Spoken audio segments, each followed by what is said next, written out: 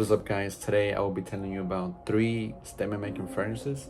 Now, if you want to be the center of attention, these are the ones for you, and these are the ones that you have to try out. The first one that we're going to talk about is my favorite fragrance of all time, Nuit Exclusive. Now, Nuit Exclusive to me is the best from PDM, the best of Parfums de Marly. Now, it doesn't get talked about as much. It does get mentioned, but you know, all the love goes towards the rest of the fragrances from Parfums de Marly.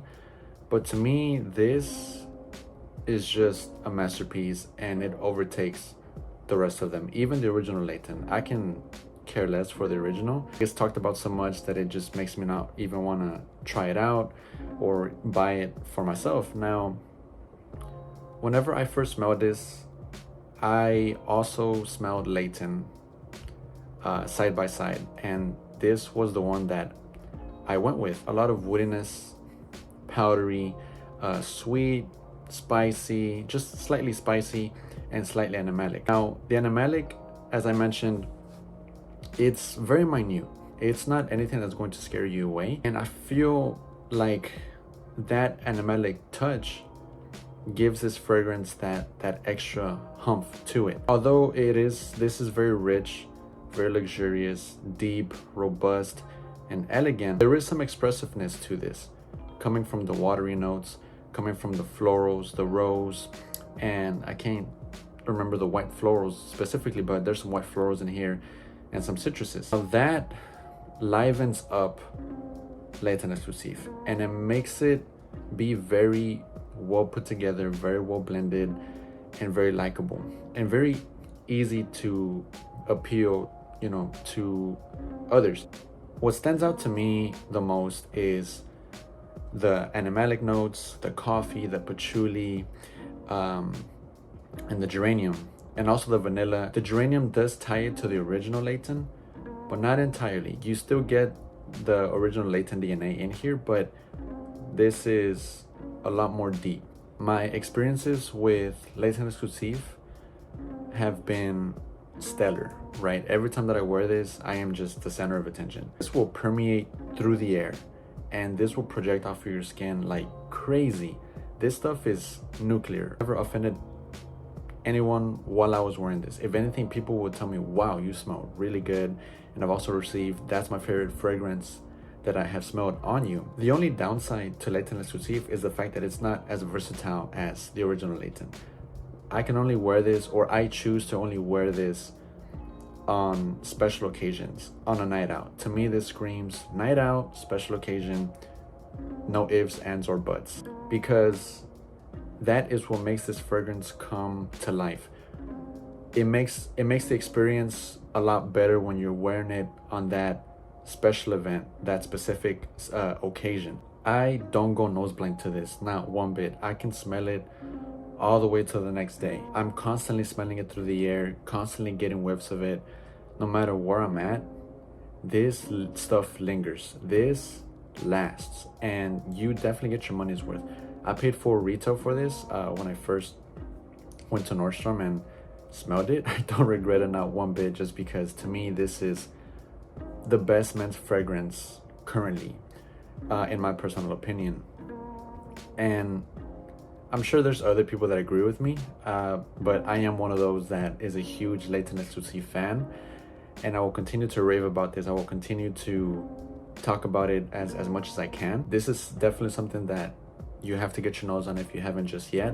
I'm sure a lot of you have already smelled it, but let me know what y'all think about Nuit Exclusive, because to me, this overtakes any other Parfums de Marly fragrance. Even Altair is my second favorite, and that is another masterpiece for me, but this is just at the top of the mountain, and for good reason, right? Definitely try this out, guys, if you haven't just yet.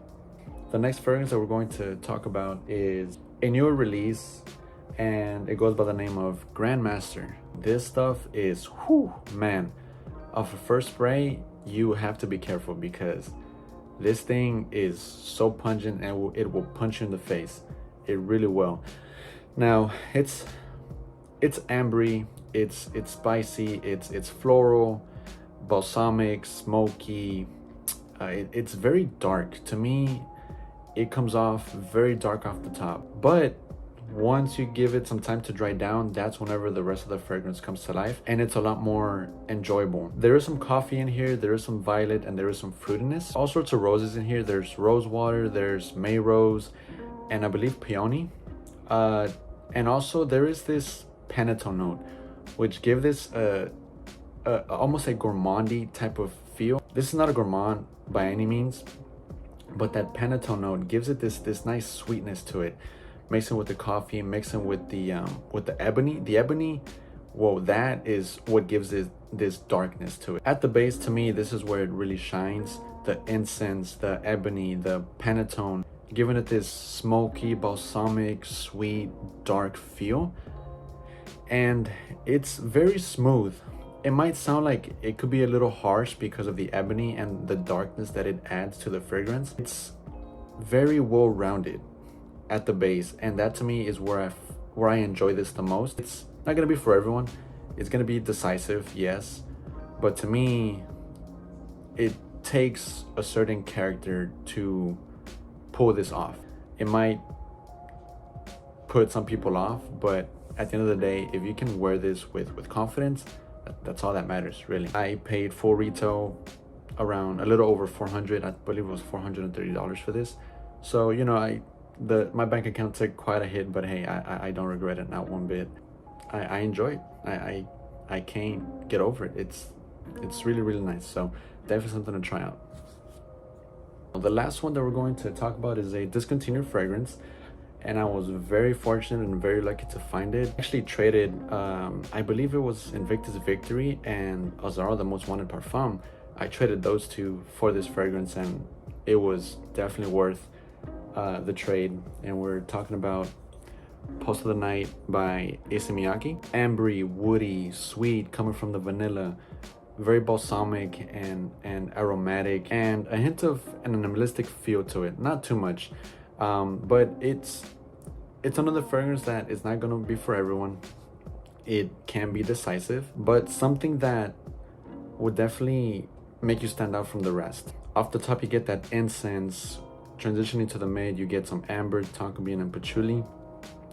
And once you're in the base of the fragrance, you get that vanilla, that some leather, and the woody notes. And there's also vetiver in here, giving it this almost dryness to it.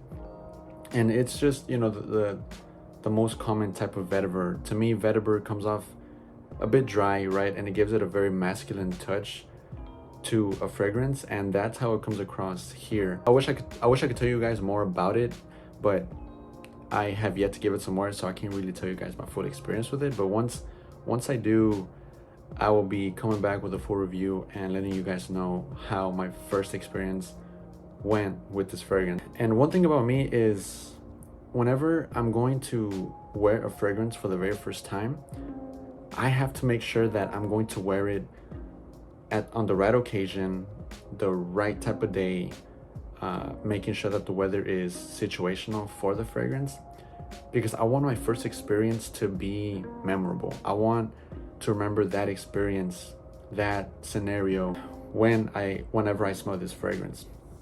I don't want to just wear this fragrance to just, you know, a typical going out to the store or go out to eat, because this, to me, as the other two, screams special occasion, night out, where you know you're going to be around others and you know you're going to be smelling amazing and not like the rest. Let me know if you guys have tried any of these, because I would love to know.